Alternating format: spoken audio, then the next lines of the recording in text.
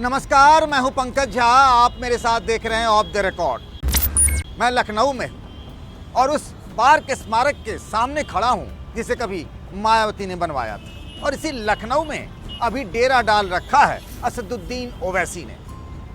AIMIM party के सदर ओवैसी, उनके यूपी आ जाने भर से ही कई पार्टियों का टेंशन बढ़ गया है, खासतौर से उन पार्टियों का जिन्हें लगता है कि मुसलमान उनके अपने हैं और उनका वोट उन्हें आने वाले विधानसभा चुनाव में मिलेगा। आज जो हुआ उससे टेंशन और बढ़ गया है। 5 बार के विधायक रहे और 1 बार के सांसद रहे बाहुबली नेता अतीक अहमद तो जेल में है, लेकिन उनकी पत्नी शाइस्ता परवीन शामिल हो गई हैं असदुद्दीन ओवैसी की पार्टी। अतीक अहमद भी शामिल हो गए हैं। प्रयागराज और आसपास के इलाकों में अतीक अहमद का रुतबा अब वैसा तो नहीं रहा, लेकिन फिर भी ठीक ठाक है। एक दौर था जब उस पूरे इलाके में अतीक अहमद की धमक हुआ करती थी। अब तो कहा यह भी जाने लगा है और चर्चा भी है और इसको लेकर सवाल पूछे भी गए जनाब ओवैसी से कि क्या आजम खान भी आपकी पार्टी में शामिल होने वाले हैं। अरे मैं किसकी बात कर रहा हूँ? आजम खान साहब जो लखनऊ के मेदांता अस्पताल में हैं, पिछले कई महीनों से जेल में हैं। तबीयत खराब हुई तो उन्हें मेदांता में भर्ती कर दिया गया।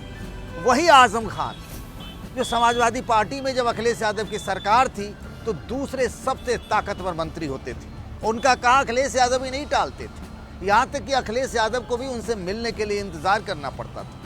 लेकिन आज अचानक से आजम खान के असदुद्दीन ओवैसी की पार्टी में जाने की चर्चा क्यों होने लगी है?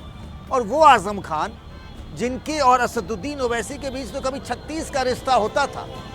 याद करिए ना, 2013 में जब मुजफ्फरनगर के दंगे हुए थे तब ओवैसी ने आजम खान के बारे में क्या क्या नहीं कहा था, दंगों के लिए कसूरवार भी ठहराया था। लेकिन अब वही असदुद्दीन ओवैसी बार बार आजम खान के लिए दुआएं कर रहे हैं, कह रहे हैं उनकी मुश्किलें अल्लाह आसान कर दे।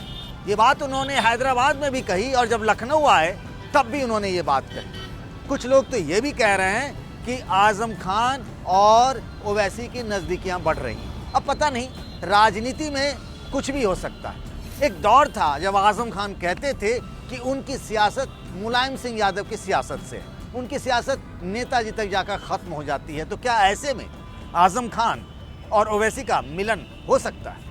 ये ओवैसी की रणनीति है। मैं आपको बताता हूँ सिलसिलेवार तरीके से कि असदुद्दीन ओवैसी यूपी में अपना खेल बनाने के लिए दूसरों का खेल किस तरीके से बिगाड़ने में लगे हैं, उसकी झलक उन्होंने आज दिखाई। साफ साफ अपने इरादे और अपनी मंशा साफ कर दिए उन्होंने साफ कहा कि अब तक मुसलमानों को यहाँ लोग गुलाम समझते थे। जब वो ये बात कह रहे थे तो किसके लिए? वो अखिलेश यादव और मायावती के लिए कह रहे थे।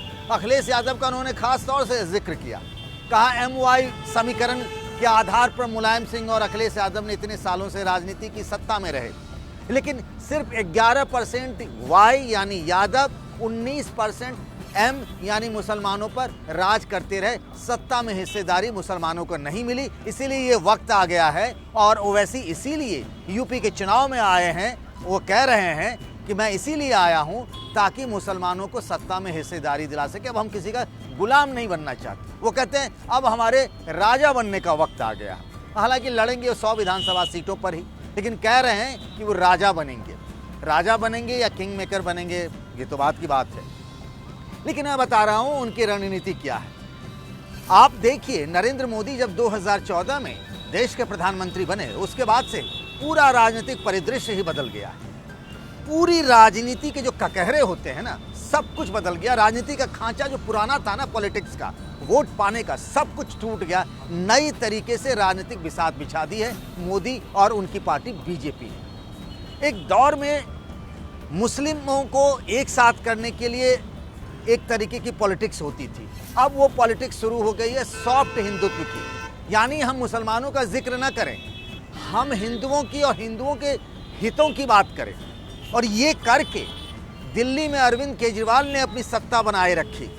आप देखिए, बंगाल में चंडी पाठ करते करते ममता बनर्जी ने अपनी सत्ता में पकड़ बनाए रखी, उनकी सत्ता बनाए रखी ममता बनर्जी ने। ऐसे कई उदाहरण हैं। कांग्रेस पार्टी में तो एक अंटोनी रिपोर्ट जो थी, जिसमें कांग्रेस के हार की वजह का पता किया गया, तो कहा गया कि हम जो हैं मुस्लिम अपीजमेंट के चलते हम इस तरीके से हमारी हार होती जा रही है। और इसीलिए आपने देखा होगा राहुल गांधी को गुजरात के विधानसभा चुनाव में जनेऊ से लेकर गोत्र तक की बात आ गई। यूपी आते आते प्रियंका गांधी कुंभ जाने लगती है, विंध्यवासिनी मंदिर जाने लगती है।